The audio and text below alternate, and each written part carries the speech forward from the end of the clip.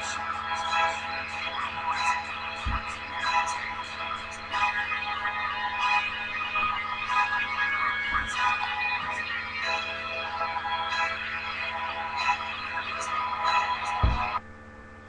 evening, ladies and gentlemen. Just a couple things I wanted to talk about today. Last couple weeks we've been talking a lot about the jail. There's been a lot of commissioner courts meetings held and everything where they're approving the design and talking about what it should look like and hopefully what it's going to end up looking like.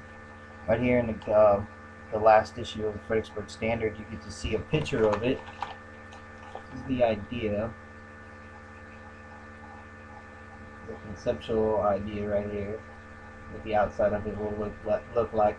Also have pictures of what the floor plans inside are going to look like, and we'll get to them here in a second. But I just wanted to read you a couple things out of the article. It says, Justice Center sketch released. Commissioners to wait on voters for design development phase. A preliminary design and cost ceiling of $14.8 million for the proposed Gillespie County Justice Center was approved by county officials meeting in special session Monday. Commissioners halted proceedings in a design development phase, however, opting to wait on spending the $300,000 more estimated for that part of the project until voters have their say in a bond election this fall. Approved Monday, however, was a schematic plan for a proposed 47,650 square foot two-story structure to be situated on county land located immediately behind the current Gillespie County Law Enforcement Center, located at 1601 East Main Street. The building, which would face Industrial Loop, has been dubbed a Justice Center because it is so much more than just a jail, according to Sheriff Buddy Mills. The new center not only would house a 96-bed jail facility, ending over 2 decades of overcrowding issues that have had locals in trouble with the state and which have been costly due to paying for inmate housing out of county. But it would also contain adult probation offices, a courtroom, an emergency operations center, training facilities, a conference room, administrative offices, law enforcement dispatch offices, and more. Now we got here is a look at the floor plans for it. This is what the first floor would look like. The idea, the proposed schematics for it for the first floor. As we look into the second floor, as you see, neat little drawings. Great idea, right? Well, like I said, this is by adopting the plan that I just showed you, it guaranteed a budget not to exceed $14,832,370. The figure includes program soft costs for designing, inspections, contingencies, and more of $2,758,338 and a estimated construction bill of $2,074,032, including 2.5% of escalation since the project, if approved, won't be started until next summer and will last an estimated 14 months, ending in a target opening date of October 1st of 2014.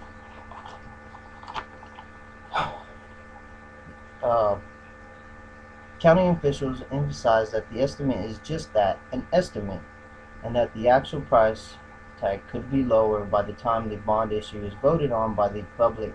The actual price can go down, but it can't go up as far as the budget's concerned.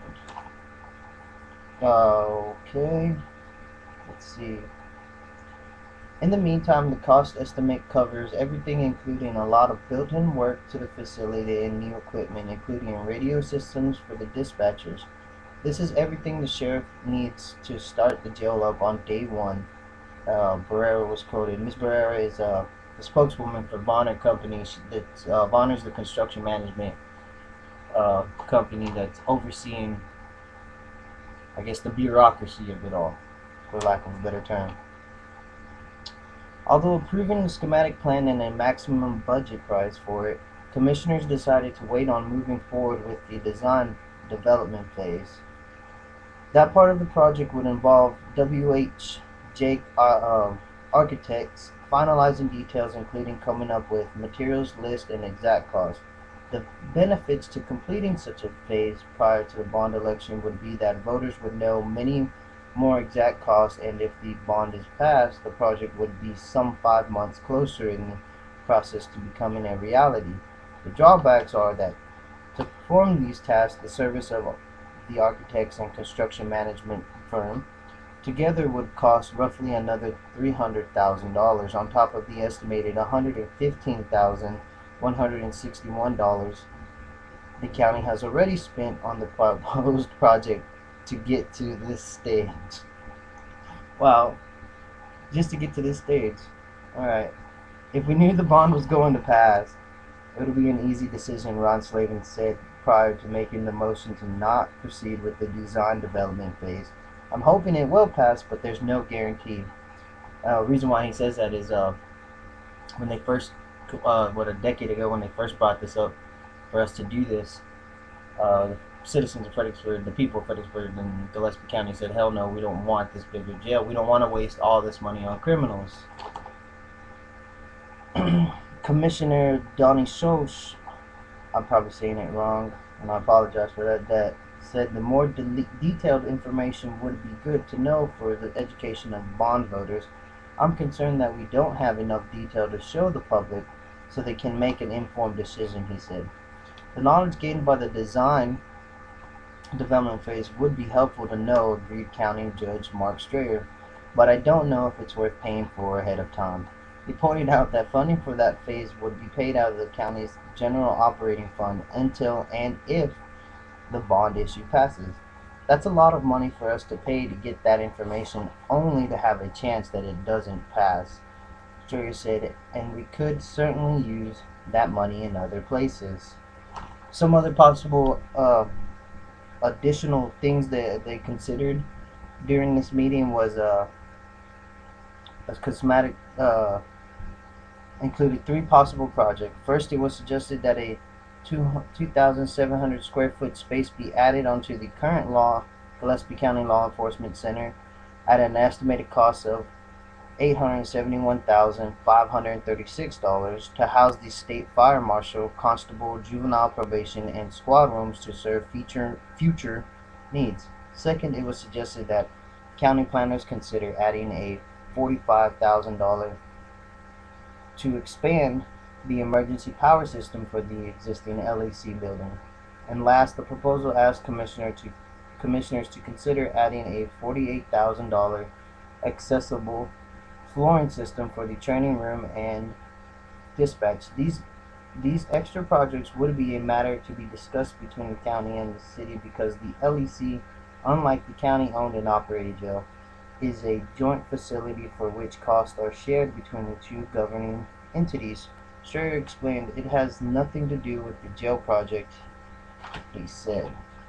Alright, and something else that I noticed though, there was a study released by the Justice Concepts Incorporated along with the Gillespie County Jail and Criminal Justice System Study is the name of it. It came out. You can find it on the Fredericksburg's own website, and it's a PDF file that you can download.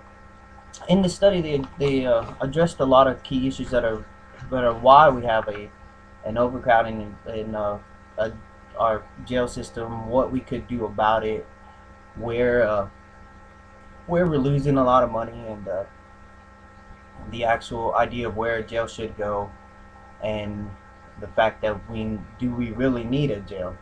And one of the questions that in this study, it's in chapter 1, the first chapter, in the it's like the 3rd question down in it is can the demand for jail beds be reduced?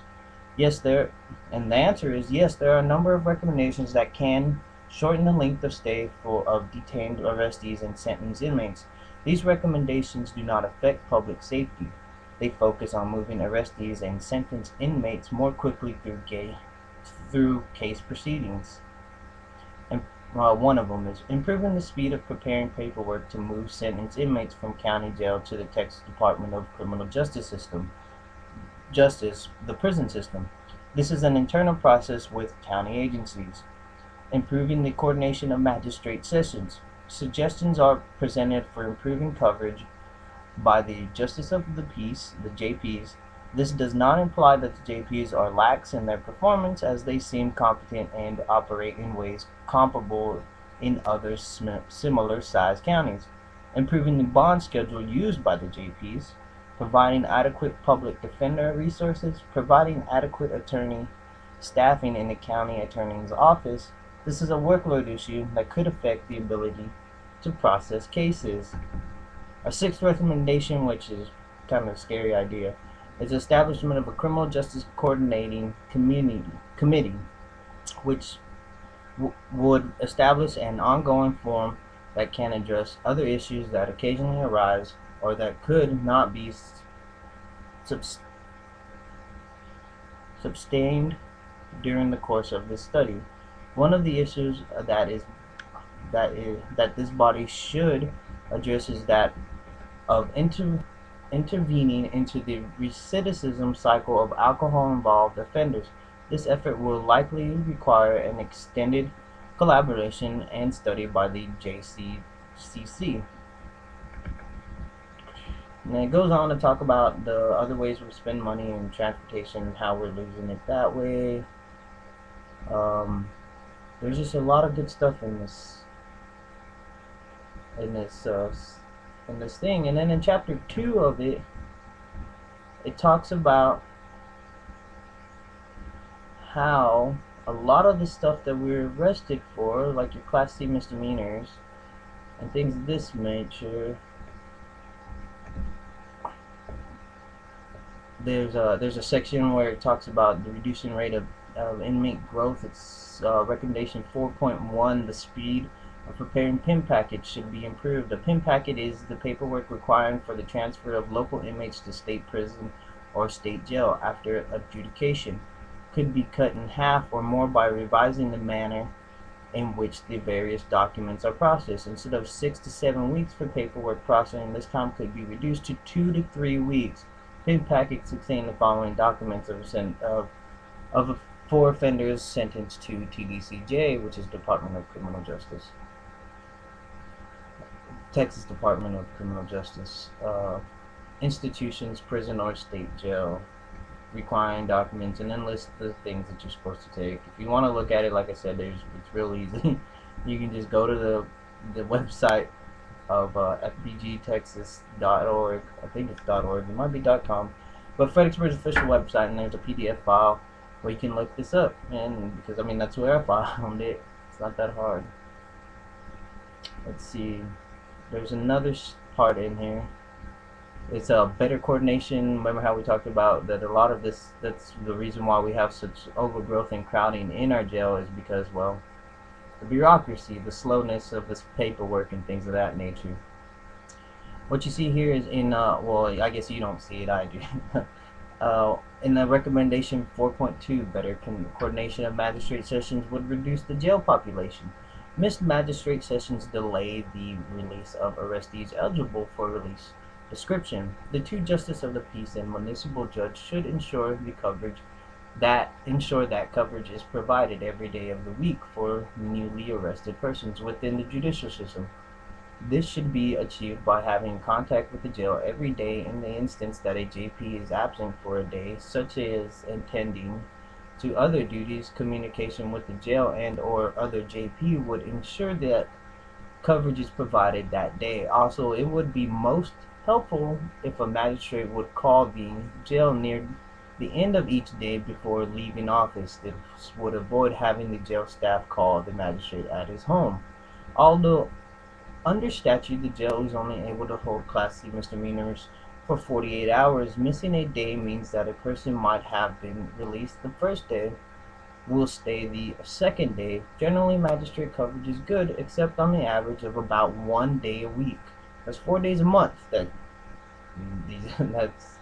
someone could have gone home and didn't have to be in jail, and we would have had an open bed. The implementation considerations, how much this would cost. None. Considerations. Such improvement will require only a minor change in daily practices of the magistrate. If questions exist about this coordination, Lieutenant Froker, it's Foraker, and again I apologize if during any of these broadcasts I slaughter anybody's names. I'm pretty sure mine gets beat up here and there too. At the jail indicated that he would be willing to assist. There's section 3 about the bond. There's another part I wanted to read before we end today's broadcast.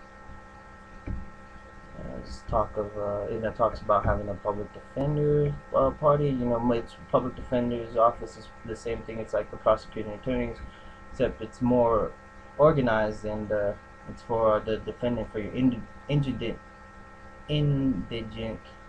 offenders who can't afford a lawyer but do deserve the right under our U.S. Constitution and under human law, the right to have someone that understands the law and able to defend them.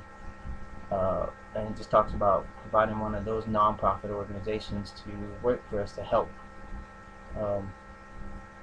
people actually get through court proceedings a lot faster, because they understand, and it would make it easier for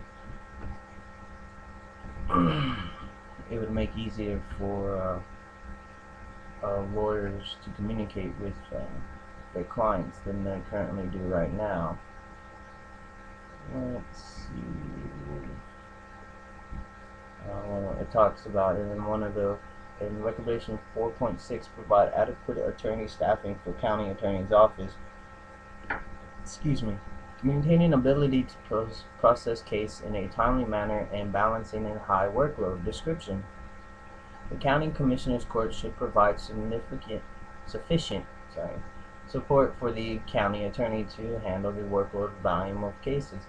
The support could be in the form of an additional attorney or adoption of a court at law. The county attorney has made requests to have a part-time attorney funded through the normal budget process. That request has been approved by the Commissioner's Court. For a while, the county attorney was able to draw from the hot check fund in her office to hire a part-time attorney. However, that fund was insufficient to continue the position. Thus, the commissioners are aware of the cost and workload concerns.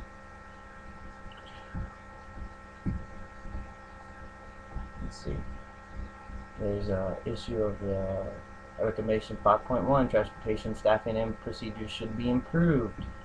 Issue, officer safety, inmate safety, public safety. Description, the movement of inmates by vehicles to out-of-county jails should be performed by 2 jail deputies per vehicle who are trained in transportation procedures.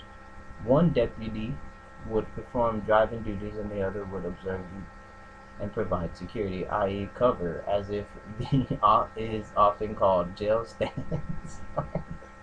I just think about Fredericksburg and the things that I see happen, and I'm gonna read to y'all the what kind of crimes we have here in Fredericksburg on a weekly basis, and you'll laugh about the whole cover thing as well. Anyways, the jail standard operating procedure (SOP) should be revised accordingly. The transportation of inmates involves elevated exposure to risk. For example, the following situations could occur: a deer could jump out into the path of transportation vehicle at night. Mechanical trouble or a flat tire could occur. A vehicle accident could occur. An inmate could become ill, such as a heart attack. Oh man. Let's see. This is one thing though. The implement considerations would cost. Appendix D contains an analysis of transportation costs in 2010. The analysis estimates that about $32,000 plus was spent on transportation. This includes pay for deputies and vehicles cost at 50 cents per mile. If it does not take into account elevated cost of gasoline in 2011, nor does it address A, personnel costs that would be needed to meet manpower needs to bring transportation practices up to the level specified in this recommendation, or B, the impact of transportation that could occur if the jail is restricted 72 holding by the Texas Commission on Jail Standards. It talks about earlier, there was a section up here earlier where they discussed the fact that it's very possible if the overcrowding continues here in Fredericksburg that we could very well be shut down and no longer be able to hold prisoners longer than 72 hours. And we would have to move people fast. People would have to be getting early release or being sent out of county with quickness. And Appendix B, though, at the beginning of this study, it analyzes the standing position, and what he's talking about, a standing population. It's a snapshot of the inmates on a particular day. 1. 11 of the 28 inmates in the jail on the day of the analysis were detained on probation or parole revocation proceedings. 5 were state probationers who tend to be held up to about 50 days. 4 were parole violators, blue warrants, who tend to be held for protracted periods. In other words, it's up and down. It's different. They can be there for a couple months, a couple days, and they can be there for a couple months. It's all up and down. It depends on that system. 6 were being held for immigration and customs enforcement, ICE. 1 had been held for over 3 months already. 2 persons were being held for murder. The murder was committed in another county, but the body was disposed in Gillespie County. Murder trials are typically lengthy, so they're going to be there for a while. 19 of the 28 inmates had been booked previously on a different arrest. Only 3 of the 28 had been management problems in jail. 5 people were being held on a relatively low bail, $20,000 or less. A 10% bond would cost the individual $2,000. 1 of the 5 had only a $1,000 bond, which he could not make. I didn't make these PDF files. I just laughed at the misspelling. Sorry. 6 of the 28 inmates had either a current serious mental health problem or history of one. 8. Substance abuse. Substance abuse is a pervasive problem. The types and number of arrests. This is Appendix C, analysis of arrest. The types and number of arrests over an 11-year period.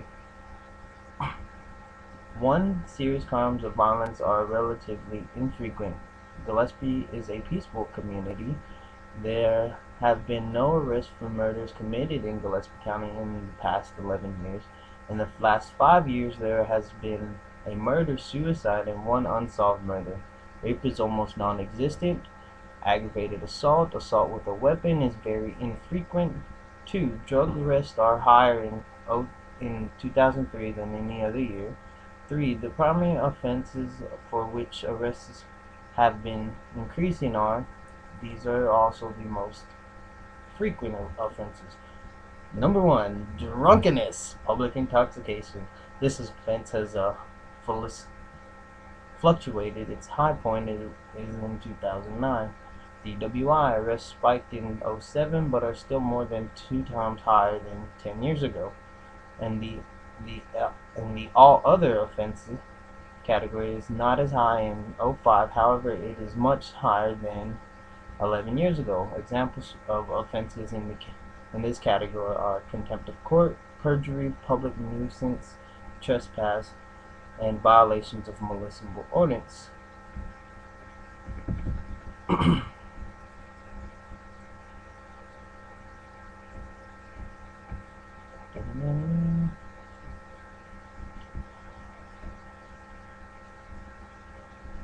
So that's that. And like I said, I was going to read to you the police report that's always released out in another paper.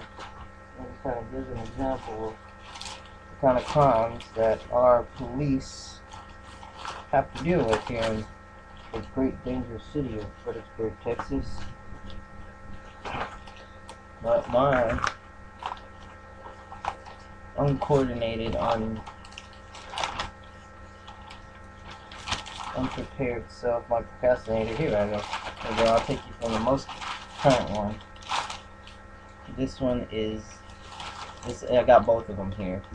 I'll give you both of them for the, okay. Fredericksburg police respond to 140 calls. This is from June 25th to July 1st.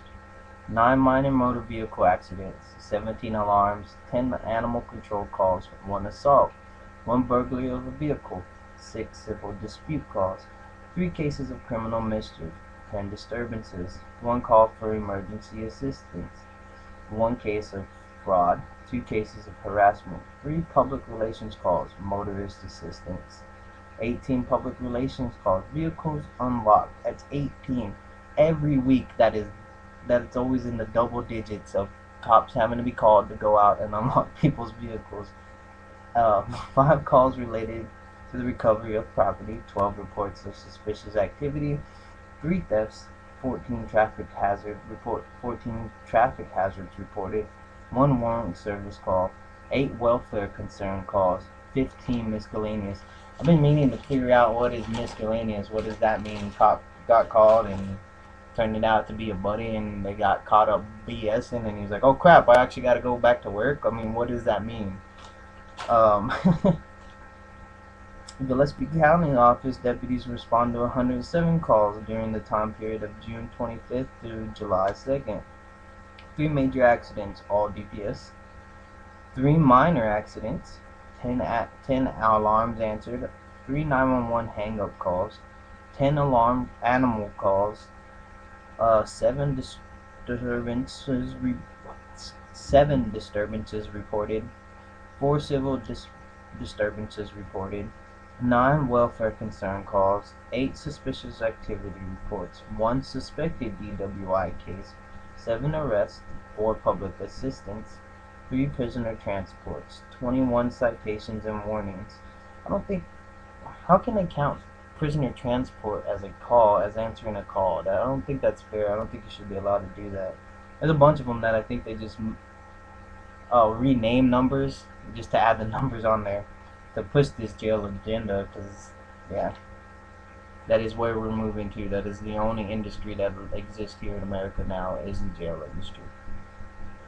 Let's see, 21 citations and warnings, 1 report of debris on roadway, 1 report of a reckless driver, 4 civil process cases, 1 warrant served, 1 harassment case, 2 criminal mischief cases, 1 case of criminal trespass, 3 mental commitments, 15 booked into jail, 26 inmates in custody as of July. So there's that, which led me to another article that I wanted to talk about too, which is a growing trend that's really scary here in Gillespie County, and well, it's actually scary. It's throughout the whole hill country, and that's Crime Stoppers. This is again an article from the Fredericksburg Standard. Still keeping an eye on Gillespie County.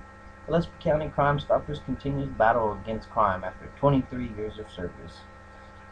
It's been 23 years since the Gillespie County Crime Stoppers organization was formed, and in that time the group has worked tirelessly to help solve crimes in Fredericksburg and the rest of the county.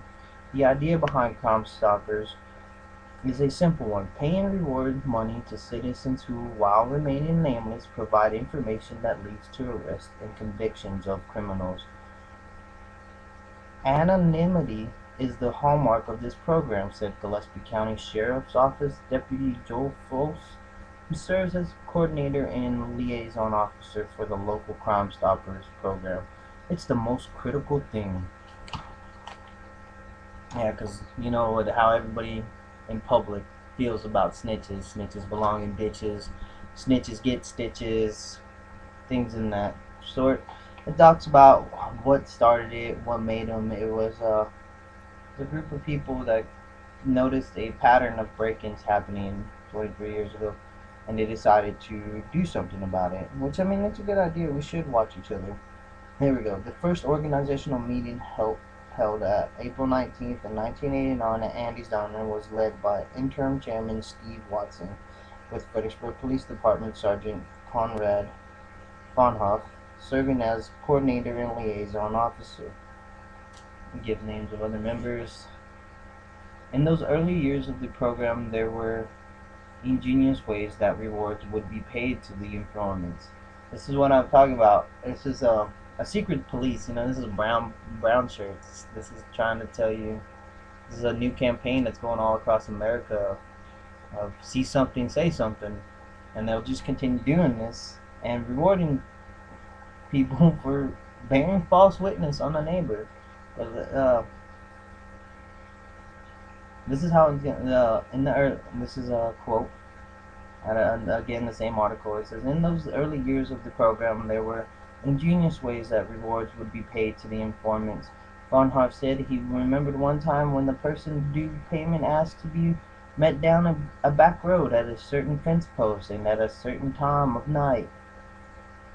Remember what God said, if anything been done in the shadows, it'll be brought to light. So God honestly fears if you do something in the cover of darkness, it's probably wrong.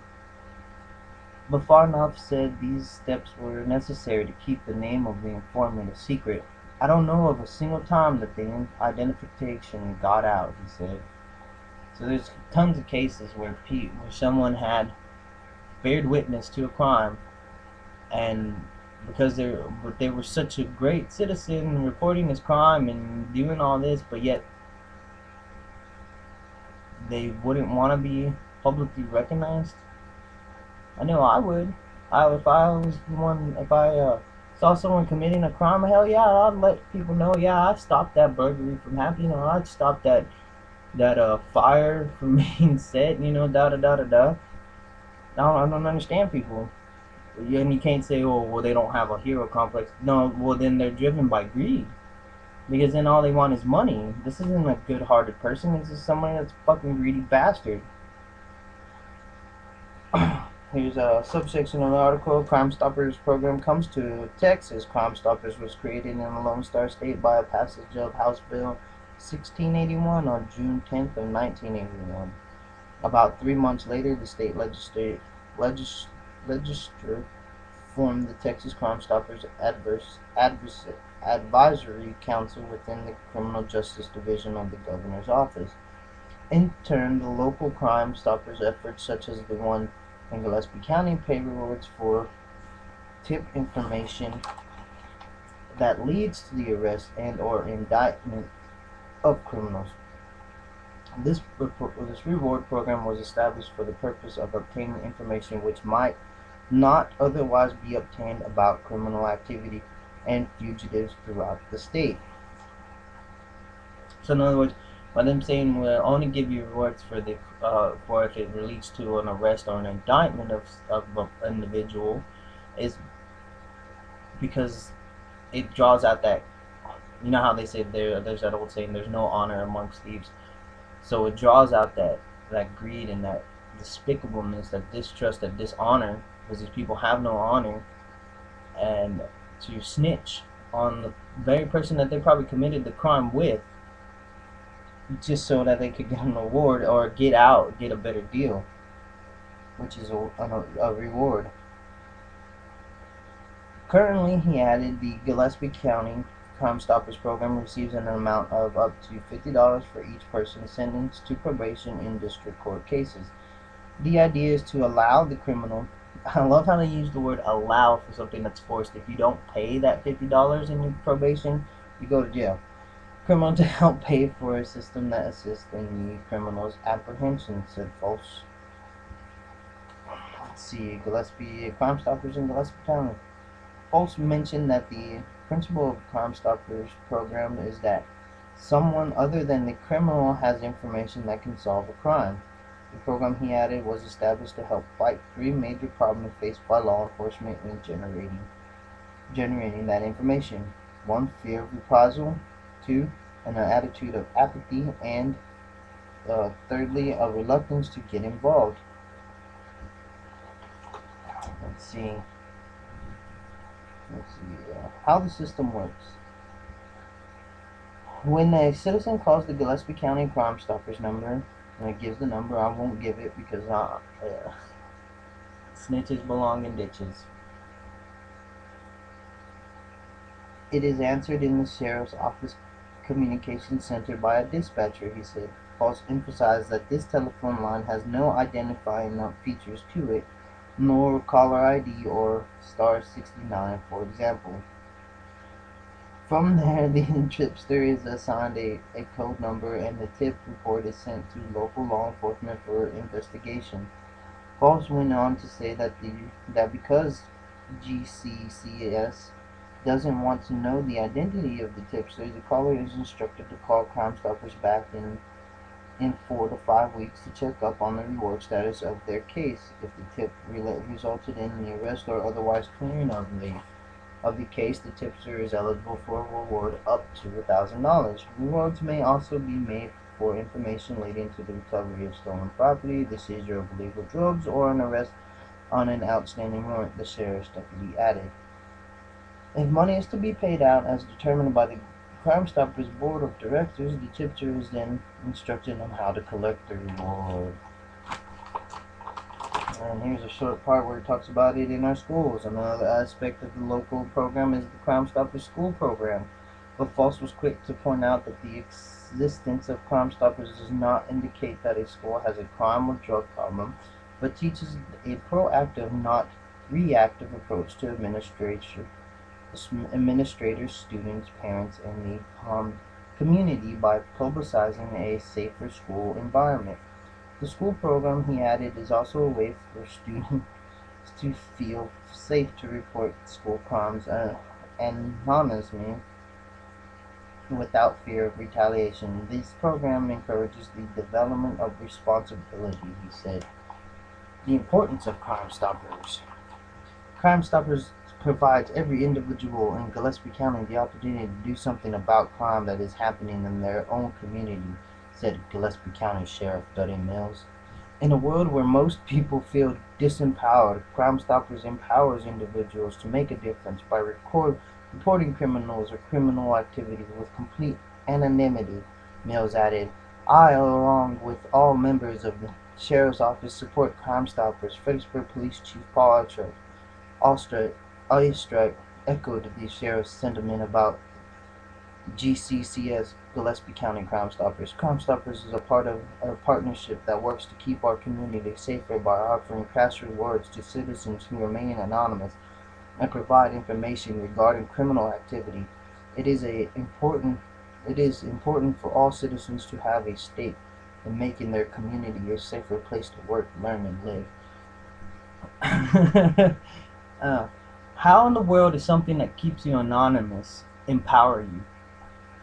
How does that work? If something is nothing, it's not real, it's anonymous, how is that giving you an individual power? Now you calling the police from your phone, calling the actual police and saying, hey, this is da da da at this neighborhood, that is being a productive member and contributing member of society. If someone is truly doing something to infringe on someone's life, liberty, and their pursuit of happiness, their property, then yes, then go ahead. But don't hide behind a shadow, because you're not empowering yourself like this talks about right here. Well, the sheriff talks about. Of course, he's preaching about this, man. Makes his job easier. He doesn't have to do anything. Him and the police chief, and then all the police under their deputies and the police underneath them, they don't have to do shit because you're out there snitching on each other. The comment, of course, Paul Oistrakh would echo the sheriff's sentiment about it, because you're talking about a man who made his career setting people up. He made a career out of hooking people up with drug dealers, meeting cartel members, meeting drug people. There's a picture of him that you can find in the Fredericksburg paper in the archives of him laid out on hundreds of pounds of marijuana, holding a Uzi with long hair and a beard. This guy has made his living out of lying and deceiving people. Of course he advocates a snitch program, a citizen police, a secret police. And here where it gives the value tips to GCCS. According to False, recent tips to the local Crime Stoppers program have led to the solving of several crimes in both the city of Fredericksburg and out in Gillespie County. Some of those actions are highlighted below. 2 subjects selling drugs out of a residence in the city. Subject selling marijuana at fast food restaurant drive-thru in the city. Fugitive from Missouri arrested on burglary charges at a residence on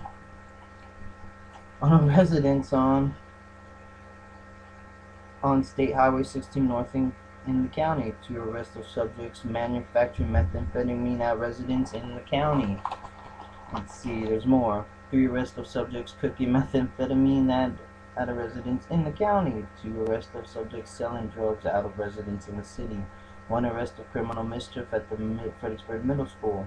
An arrest of possession of more than 2 ounces of marijuana at Fredericksburg Middle School. 1 arrest for possessing a handgun at Fredericksburg Middle School. Arrest of subject in an aggravated assault case in the city. 1 arrest of possession of drug paraphernalia in the county. The liaison officer added that during the time that the JCCS program has been in existence, 197 tips have been received from the public, and from those calls, 165 arrests have been made with 170 cases cleared. In addition, Foss mentioned that 5 wanted fugitives have been arrested. In all, nearly $28,000 in stolen property has been recovered, with an additional $61,000 estimated value in drugs have been seized. Where did all these drugs go? And then it talks about a fundraising event that's coming up, and I'm not going to tell you about it because you don't need to bring more money to people that look at you as an opportunity to make money. And that's what they're trying to do here, is that you don't trust anyone, and you don't trust each other, and so that you feel disconnected and disassociated, so you don't have a problem snitching on someone. So you go ahead and give it up and snitch on someone and report crime, because now that person is a reward. They're a dollar sign. They're an opportunity to make some money. You have the right to do as you please and to do whatever you want, but don't sell someone else's life short just because the police are telling you it's a good thing, or government agencies are telling you see something, say something. It's not the American way. You truly want to make a difference, go to the neighborhood, go to your neighbors, establish an actual neighborhood watch. And there's a reason why the Second Amendment says a armed populace. It talks about us being armed individuals for the safety and security of a free people, of a free nation. Go to your neighbors and talk to your neighbors.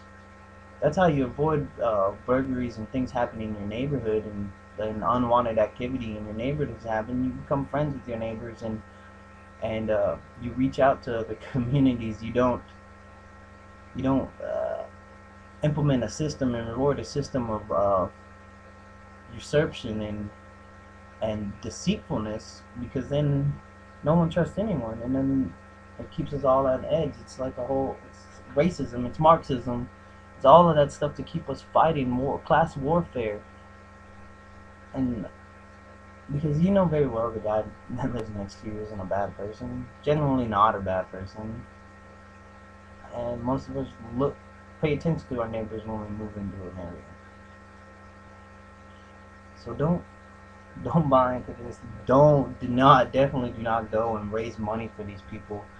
And whatever we do, like I said, you can everything I talked about today, you can go look up at me on the Fredericksburg Standard Post online. You can look at their website and look at it there. The PDF file is it's called Gillespie County. Hold on, I got it somewhere. Again, let me find it. Oh, spit. Well, it's called Gillespie County Criminal Justice System Study. I believe is what it was called. Go check it out. See what's going on. Read into it, and you'll see that it talks about the majority of our arrests are people that are intoxicated. So maybe we don't need a bigger holding facility. like for actually holding him inmates for a while. Maybe what we need is a bigger drunk tank so that we can let people get drunk. We're in a town that promotes heavy drinking. How many festivals that we have that are directed around alcohol use. So go ahead and build a kind of more of a drunk tank facility and let people sober up, calm down, and then go on their way. This would actually alleviate a lot of things. When someone's allowed to sober up and then you put them in the car, say, hey, all right, here's your court date. You got to meet to what your fine's going to be and all that good stuff. But let's not turn the slogan of Fredericksburg to came on vacation, stayed due to incarceration. Alright, my name's Frankie. It's been fun as always. I hope people have a good night. And keep up the fight. I'll be up again tomorrow night, or actually probably be on the air again tomorrow evening, same time, same channel, and we'll see what we got going on. They call us extreme. They call us an angry mob. I don't think they truly understand who we really are. Let me help you understand. Fiscally responsible, that's a Tea Party. Promotes free market, yes, that's a Tea Party. Limited government's the only solution. Our only foundation should be our Constitution. Fiscally responsible, that's a Tea Party.